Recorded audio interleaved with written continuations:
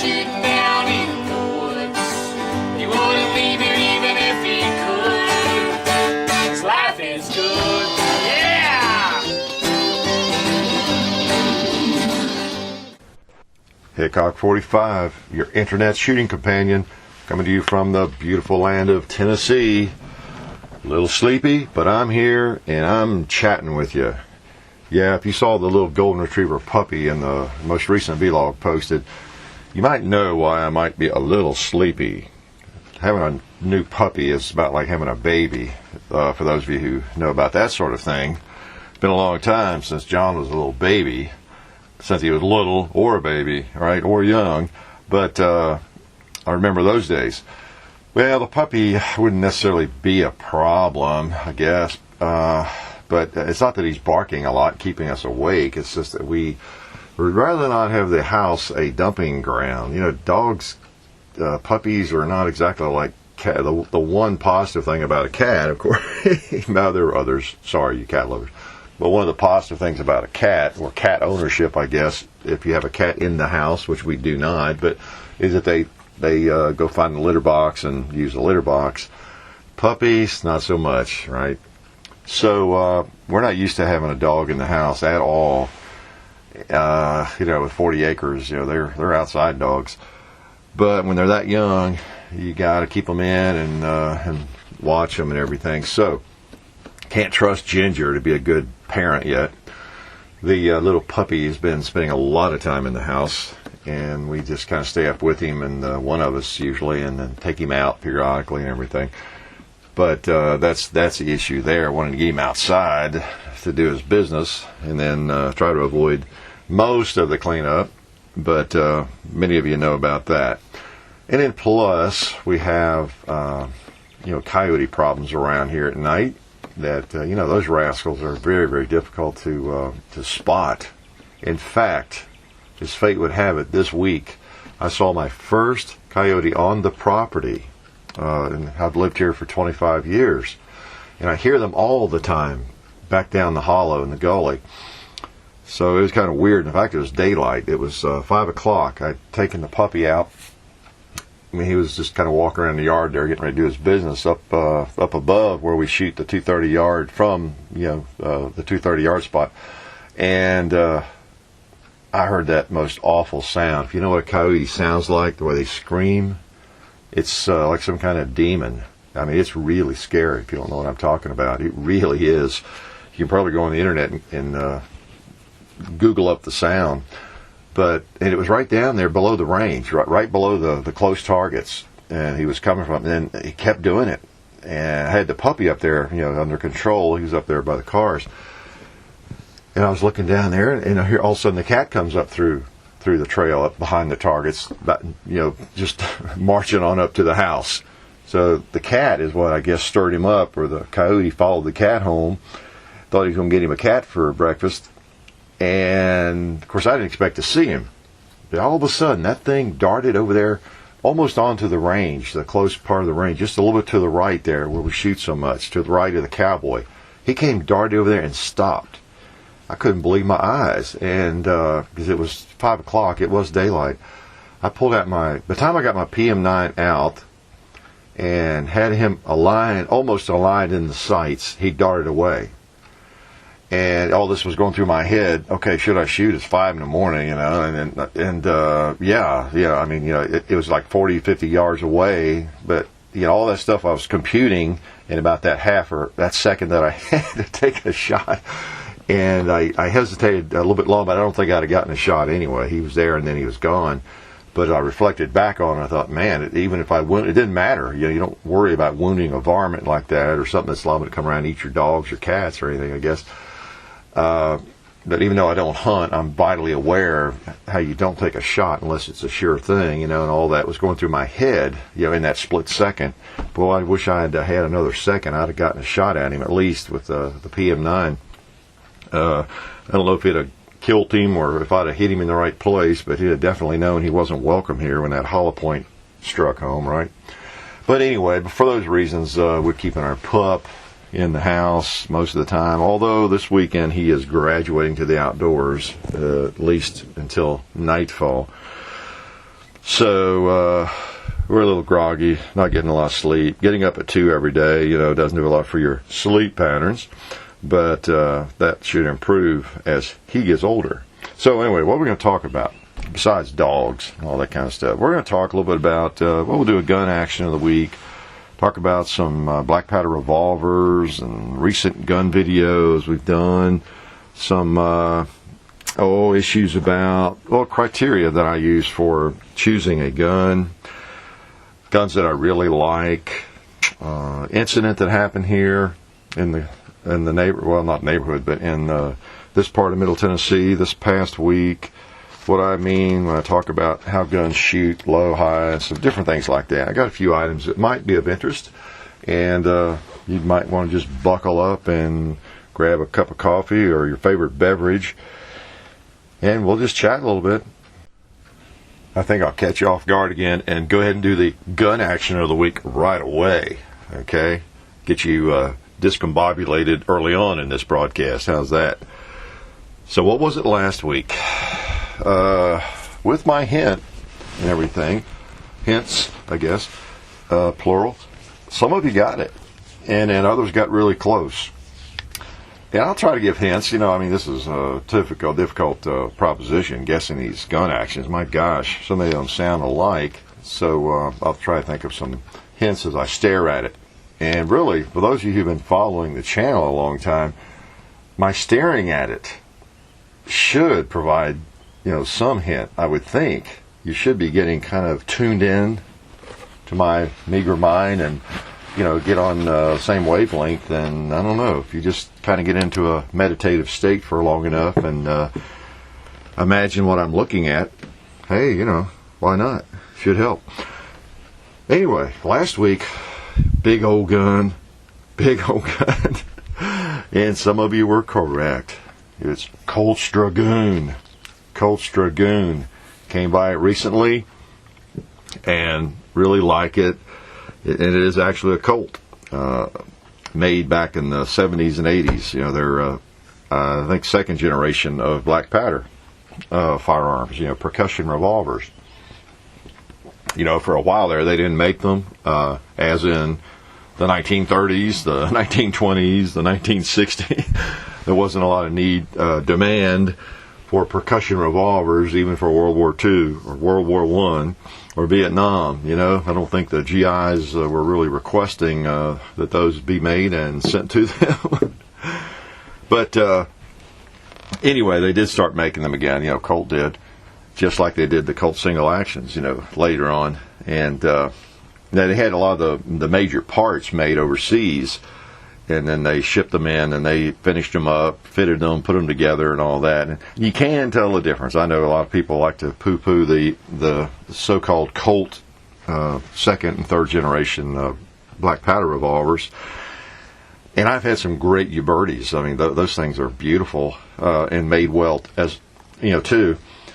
But you can tell a difference. I can tell the difference between them and the Colts, just in the finish, the fitting generally, the feel of them. Maybe so much my imagination. I don't know what they. But anyway, I digress again, right? Big old Colt's Dragoon. You may have seen it recently in some of the movies we'll talk about, but it's a massive firearm. And that's what it was. I didn't fire it, or maybe you would have been able to tell for sure, 100% of you. So let's move on to this week's. All right, is everybody ready? See if I'll have to give you a hint or not here. Okay. Let me do all the things that I do with a firearm. Most of the things I will do with it.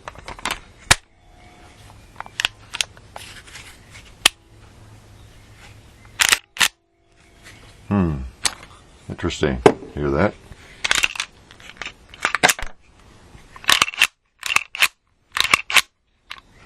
I'll even pull a trigger. Click. Click. Must not be loaded. Nothing fired. You can tell the difference between this click and this click. I don't know, maybe not. Okay, so that's the firearm for this week. Clues, well, let's see. It is a firearm. It does shoot. It's not a staple gun. It probably considered ugly as compared with last week's, the Colt Dragoon. And what else should I tell you about it? Let's see. How about it's not made in this country. It is very similar to a lot of guns that you might own and like, but then it's a little different too. It's a little different from that genre in a couple of ways. Okay, that's all you need, right? You'll all get that one. Good luck.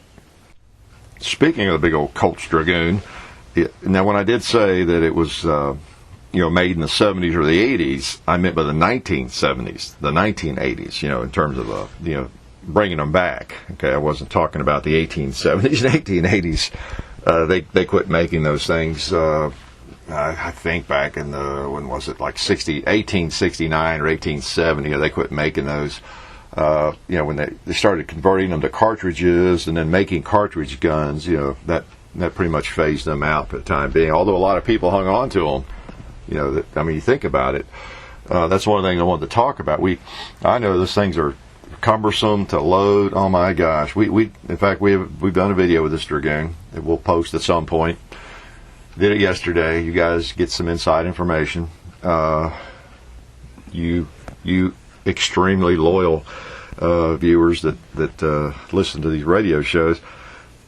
And tell you, now I didn't have like extreme problems or anything, but you're just going to have difficulties usually. At least I am, it seems, because I play with these things just often enough to be dangerous. I like them, but they're not easy to get a hang of sometimes.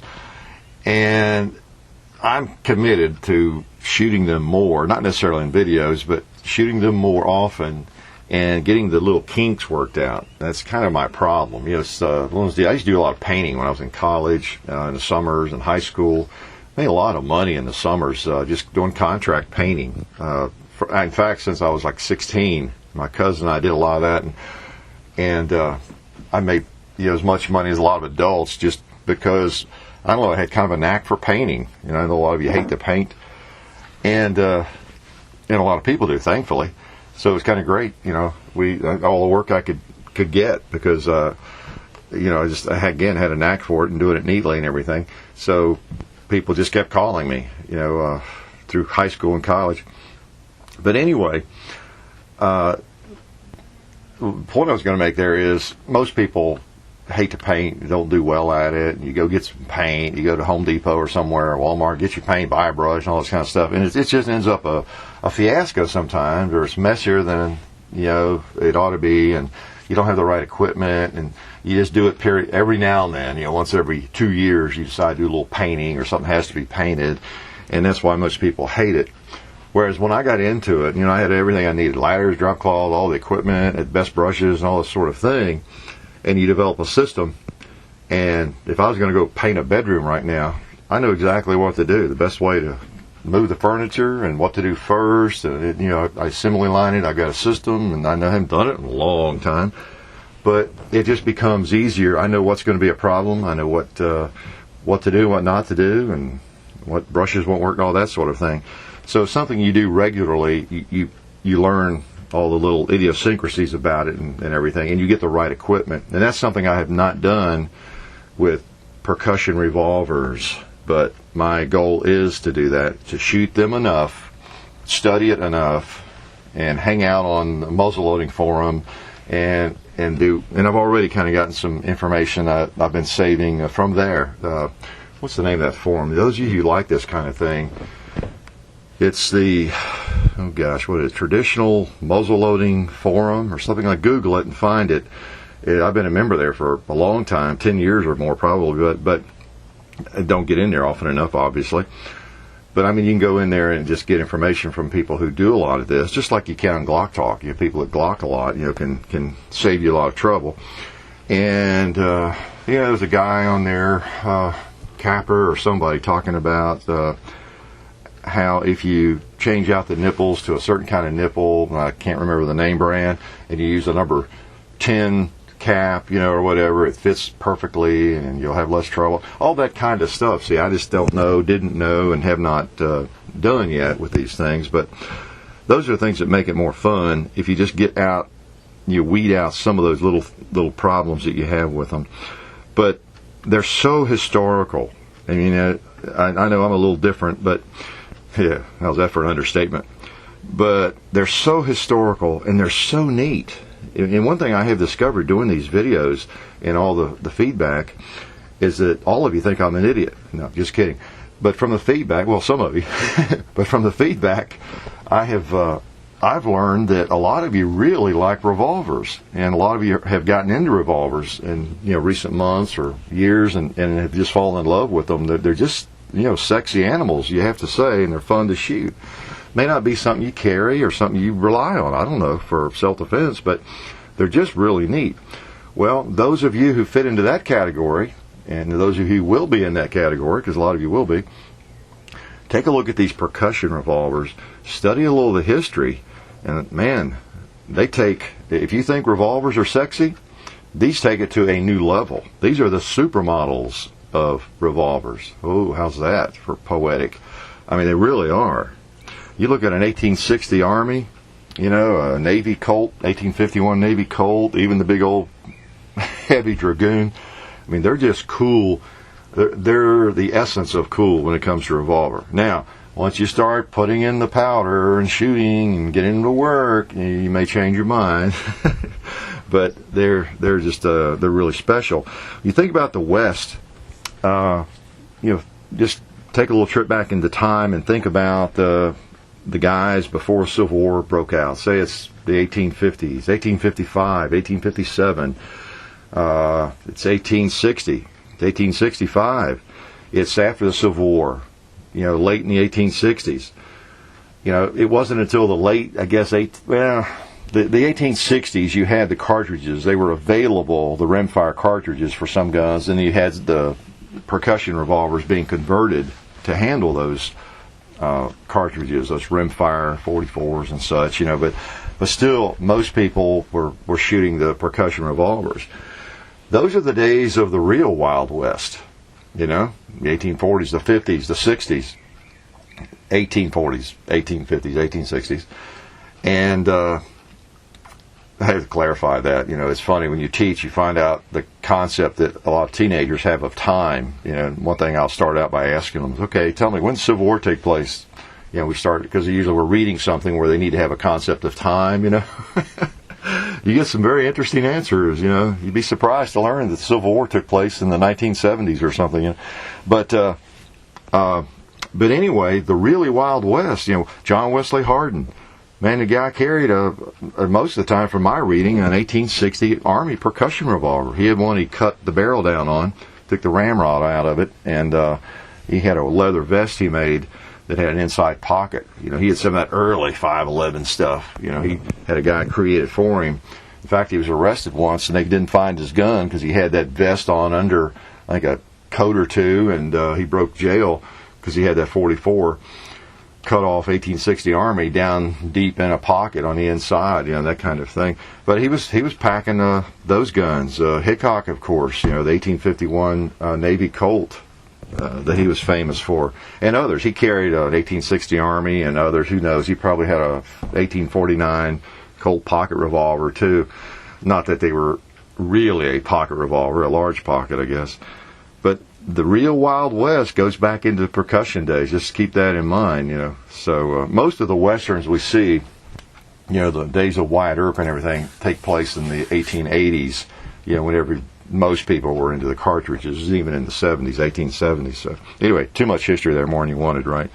But they were very much a part of the early Wild West. And so if you're a kind of a student of firearms and of history at all, a pseudo student of it like I am, you can't help but have a healthy respect and admiration for these old guns. Just gorgeous guns.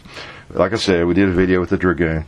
Had some issues a little bit. Actually, it fired fine. Had a couple of snaps. Didn't fire. Had to come back around fire.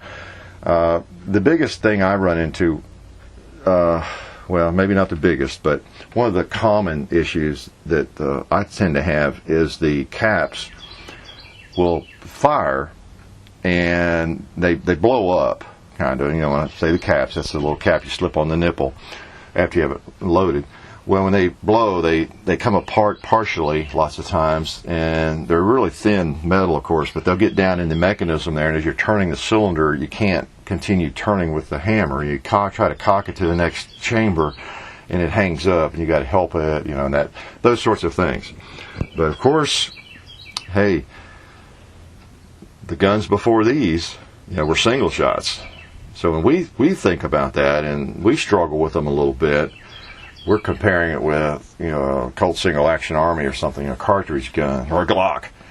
But their mentality was, hey, this is cool. I have 6 shots instead of 1. If I have a little difficulty or I have to help the cylinder get turned to the next one, so be it. Not a big deal. I have 6 shots. It's like having a fully automatic weapon as compared with a flintlock or a single shot gun of some kind, pistol. So, but anyway, they're a lot of fun. And if you're really into guns and you enjoy the hobby, and these are something too, comes to my mind, that you could enjoy in, I would guess, in most countries. I hope. Now, if you live in a country where you're not allowed to even own a percussion revolver, whew, poor you, man. I mean, really. But they're a lot of fun, and I would encourage you to check them out. And don't base all of your notions on the videos that I post with them. I have, I guess, 1 or 2 videos, and we'll have some more. I will struggle, and you'll watch me struggle and learn more about them as we move on through. But it's just something I enjoy doing and playing with. And anyway, that was a good old Colts Dragoon. You saw it maybe in True Grit recently, little Matty Ross packing that big thing around in a bag. Quite a gun.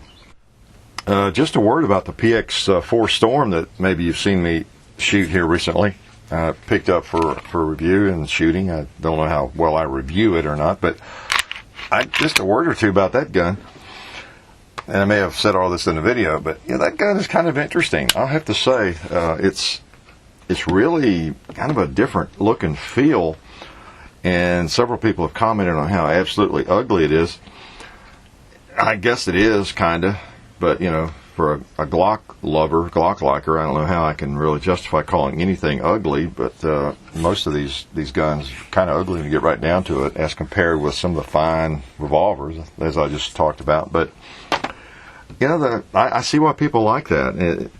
And right now, I don't have any huge reasons to not recommend it as a firearm. Now, I would rather have a Glock 19 and this particular gun. I haven't even held them side by side, but I know that, well, actually, I think John brought out his and put it next to it. It's the Glock 19 has a shorter grip and is, but not a lot of difference in size.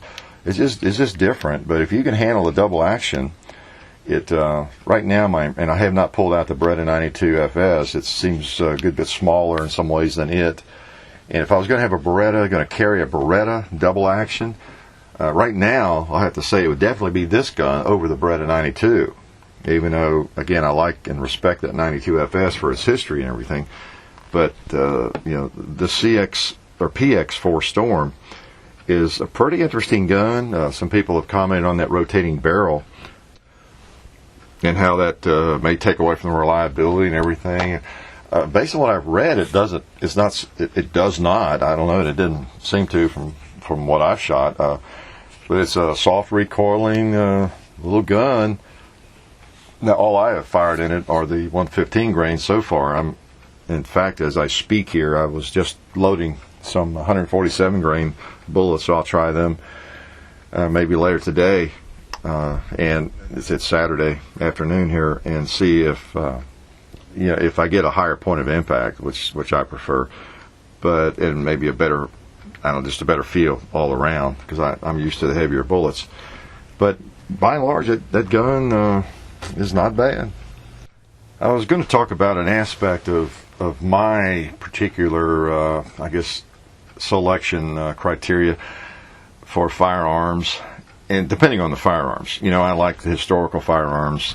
I enjoy all sorts of different firearms.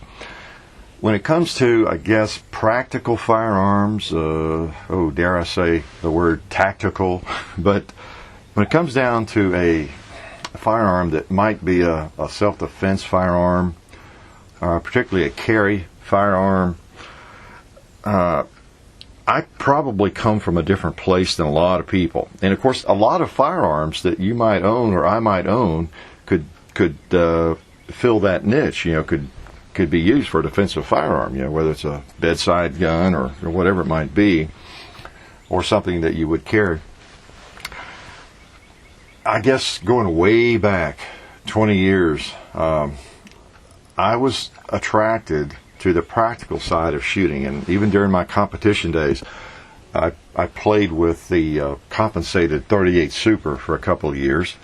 I ran across one at the right time, and so I'd try that. And it was a big old long gun. I never was into the optical sighting systems. I was, at all. But I did play that for a couple of years and had some fun. Won some matches, some guns, and everything. It was kind of cool. But I fell away from that pretty quickly, particularly as an IPSC, as the IPSC game, USPSA game, as the limited classes got more popular. And we, in Tennessee, some of us helped make them more popular by shooting them, and a lot of us gravitating towards the stock gun class. They call it limited in USPSA. I think they still call it that. In fact, we even shot concealed. When I don't know if anybody else was doing that, in the IPSC matches. And they didn't really have a class for that or anything, but we did it anyway. And in the club where I shot for a couple of years. But shooting limited guns, and that was cool. That was one of my favorite years. We even gave some guns away at the end of the year, and the Cooper gun, the 1911 that I won that year for that year's shooting and matches and everything. It was one of the most prized, I guess, possessions or awards in all my shooting days, because every match we shot from concealment inside the waistband. Whether it was a Glock or a 1911, you shoot whatever you wanted, but you had to shoot from a very practical standpoint. Your mag holders had to be, in the right place, position, and everything hidden and all that kind of thing. And so all of us, all the I say top shooters, but people that say in the top 10 or 15, whatever, we just had kind of a pact, and we did that. We shot from concealment. And people wandered in to shoot. They didn't have to do that, but all of us did. Most of us, and it was a lot of fun, and it was interesting, and I just gravitated toward the practical side of things. What I really find interesting are firearms that are small, powerful, and I don't mean necessarily large caliber. A 9mm is fine, but a small, powerful firearm that you can shoot well. Now that's putting it in one sentence. That's about the best way I can think. Just whatever the smallest, most powerful handgun that you can shoot well, for carry especially. That's a large part of my criteria. It drew me to the Glock 23 early on. When I got into Glocks, I had a 17, of course, when that's all there was, but then I had Glock 22 when it came out, and then the Glock 23, I think, came out shortly after that, and in the 19. The Glock 23, I got one of the first ones around, had a New York trigger in it in Tennessee, and I started competing with it. And at that time, it's hard to imagine now in the world of small guns, the Glock 23 was considered a little bitty gun. It really was. People they couldn't believe I'd be shooting that little Glock 23, in an IPSC match. It was like I was shooting a LCP or something, And they hadn't discovered the secret yet. Many of you have that are listening to this, that a Glock 23 is just as easy to shoot well as almost any gun out there. But at the time, a lot of people just didn't know that. I did, because I discovered it and was shooting it all the time. And that little gun, I just loved it. shot it all the time. And then I gravitated towards something even smaller when I discovered that the Glock 27 was just about as easy to shoot well. So I know I focus on those little guns a lot, and I talk about them a lot. And I always come back and sometimes compare things with them. And those of you who haven't been into shooting long, or you're just now getting into shooting, those little guns can be hard to shoot. They really are if you're new to shooting. If you go buy a Glock 27 for your first handgun, you could get frustrated. It's just that simple. Maybe even a Glock 26 that is a 9mm. They're just a little bit harder to shoot. But as you gain practice and shoot more and more, then you pick those up, you'll be surprised. You really will. So I don't necessarily recommend them for a new shooter, but once you get to that point where you can pick up almost any gun and shoot it reasonably well, you don't have to be expert, but you're confident. You know when you're flinching, when you're not. And you know it's not the gun, it's you when you miss, and all that kind of thing. You might try those, but there's just something really special to me about a gun that is small and has extreme capabilities. Because, for example, the Glock 27, that little gun, man, that sucker is an actual pocket gun. You get right down to it, or it can be, depending on the pocket. But it's a gun you could take to war. I mean, really. I know this is sacrilegious, but if I'd been in World War II or Vietnam and had all the shooting experience I have, I'd just soon have that as a 1911. I'm serious as a heart attack about that. And just give me, some backup magazines, maybe some couple Glock 22 magazines or whatever. And that little Glock 27, I'd feel just as well armed. I would not be wanting to trade it for a 1911 at all. So anyway, that's one of my, I come from a strange place there. So just to kind of clarify my reference, the reason that I'm always talking about these small guns, especially when we're on a topic about, carry guns or defensive guns, so that's just my orientation. Little guns that are capable of shooting like big guns, those things fit into a special category for me, and always will. They just will. And speaking of carry guns and such, we had an incident in Middle Tennessee this past week that we don't really know all the specifics on it.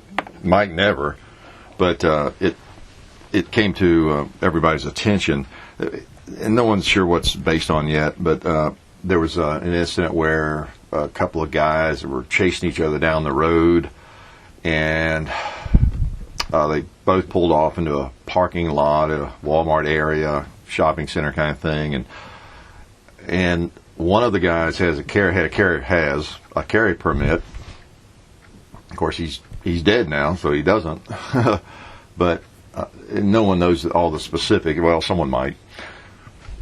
All we know from the reports is that it could have been road rage of some sort. I saw the police chief in the paper made a comment that it stemmed back to another location, and I'm not sure what that means exactly. My guess is a couple of guys were having some kind of feud of some sort, and it may not even been road rage. They may have seen each other, or they end up chasing. I don't know.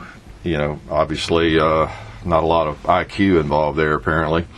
But they ended up in this parking lot, and one person pulled firearm, shot the other one twice, and then the subject who was shot twice took the gun away from the shooter and shot him and killed him.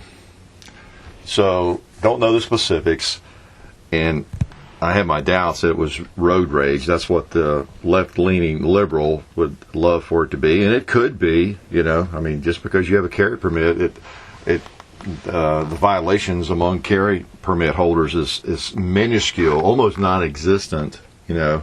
But we forget everybody's human, and so they could have been just road rage. Whenever carry permit issues come up in various states, and and those laws are changed. That's what the anti-gunners always bring up, that it'll be like Dodge City and people will get mad on the highway and pull their guns, which never happens, of course. But that's not to say it could not happen. Obviously the characters had driver's license too, and they abused that. And, so anyway, things can happen. But the point I wanted to, I guess, bring up is that, and much has been written on this, and when you take the carry class, this is always emphasized, of course, to some extent.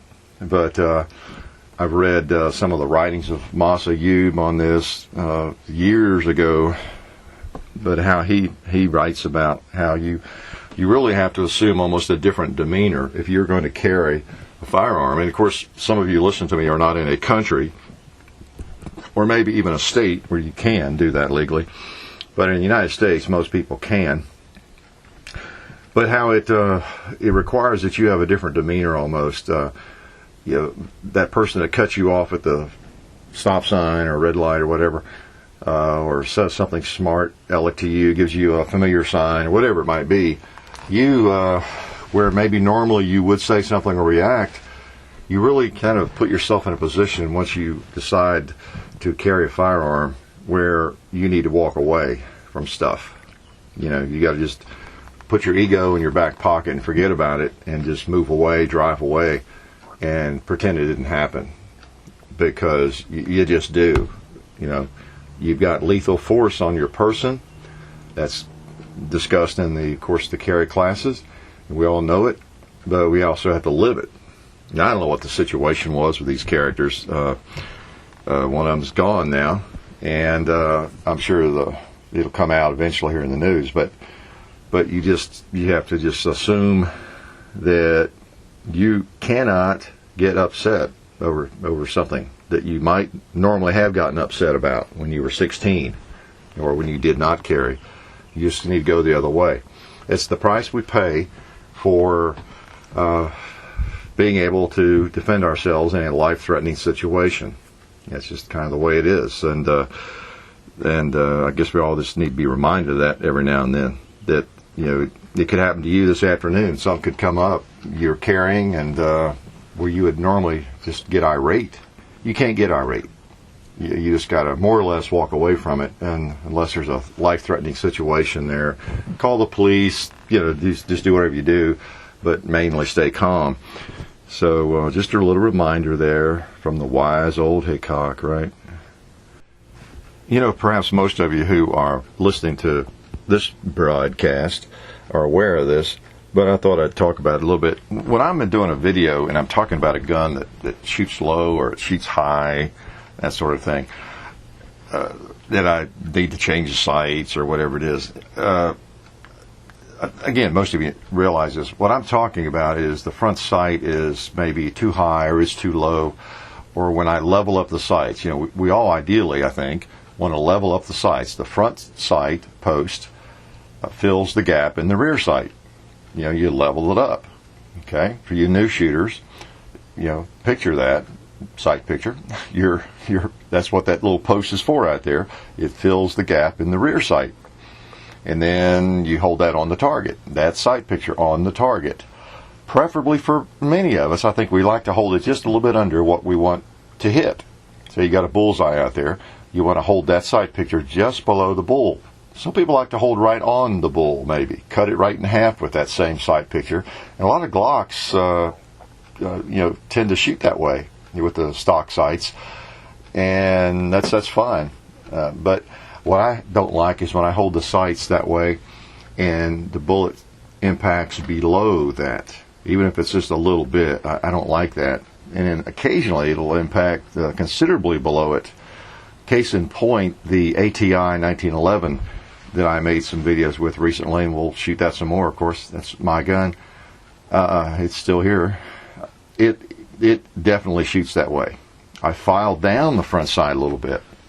I mean, if your gun is printing low, then you need to either raise the rear sight or lower the front sight.